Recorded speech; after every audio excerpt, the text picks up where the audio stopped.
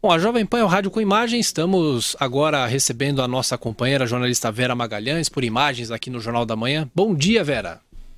Bom dia, Thiago. Bom dia a todo mundo no estúdio, a todos que nos ouvem e nos assistem nessa manhã.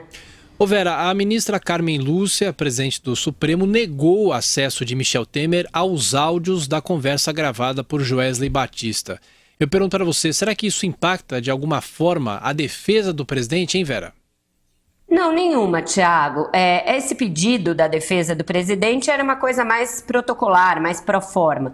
Com isso, eles procuravam reforçar um ponto. Qual é? O de que os áudios não são confiáveis, de que eles não foram auditados num primeiro momento, de que eles provavelmente sofreram edição, de que Joesley Batista demorou para entregar os áudios originais para a perícia, que havia apenas uma outra versão entregue à Procuradoria-Geral da República. Portanto, era apenas a tentativa de reafirmação de alguns argumentos que já estão presentes na defesa, que já foram repisados bastante. A ministra Carmen Lúcia está em plantão no recesso judiciário, ela está comandando o plantão e negou isso, dizendo que não tem como conceder essa decisão sem ver os autos, sem ver as alegações do relator, que pediu que a Procuradoria-Geral da República fosse ouvida antes dessa decisão. Então ela disse que não haveria prejuízo à defesa, porque poderia ser analisado pelo próprio ministro Edson Fachin na volta do recesso, ali 2 dias antes da sessão marcada para a análise da denúncia, antes de que, e portanto o Fachin pode analisar o pedido e conceder se for o caso. Se ele conceder, provavelmente a defesa do presidente vai usar isso para tentar ganhar ali algum fôlego, ganhar alguns dias enquanto termina de contar os votos e eles fazem uma estratégia para obter o quórum.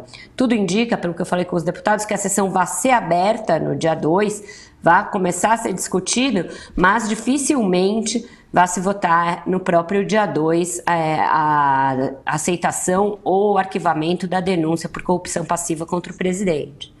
Vera, e o procurador-geral Janot continua vacilando quanto à tipificação dos crimes de Temer? Pois é, Joseval, você veja que a gente falou sobre isso aqui na rádio na semana passada e hoje tem uma reportagem no Estado de São Paulo em que ele já pensa em fazer um 2 em 1, para ficar numa citação ao programa nosso, aí o 3 em 1. Ele quer fazer uma só denúncia, incluindo os crimes de formação de quadrilha e de obstrução de justiça. Por que formação de quadrilha? Ele quer incluir o presidente naquele crime de formação de quadrilha contra o PMDB. Isso eu escrevi também na semana passada, que ele estava olhando esse crime, esse inquérito, que ele dependia da conclusão desse inquérito para formular a denúncia contra o presidente. Isso é porque ele quer incluir o presidente na tal quadrilha do PMDB, que seria formada por, entre outros, Eduardo Cunha, o doleiro Lúcio Bolonha Funaro, Gedel Vieira Lima, etc. Então, com isso, o procurador-geral quer dar uma fortalecida, uma robustecida nessa denúncia, já que ele está vendo que está perdendo o ímpeto, a acusação contra o Temer, que ele está conseguindo se rearticular politicamente e que apresentar denúncias sucessivas pode ser uma forma de enfraquecer o argumento dele. Então ele vai tentar incluir as duas coisas numa mesma denúncia e assim tentar apresentar uma peça mais contundente, mais consistente. A outra que ele pretendia apresentar contra o presidente, essa não deve ser concluída a tempo do mandato dele. Por quê? O mandato do Janot termina em setembro e o inquérito para apurar se o presidente cometeu alguma irregularidade ao editar um decreto mudando regras para os portos, que teria beneficiado uma empresa no Porto de Santos, nem foi aberto ainda esse inquérito. Então não haverá tempo hábil para apresentar uma denúncia também nesse caso, que era uma outra expectativa que havia aí, que o procurador-geral já tinha anunciado.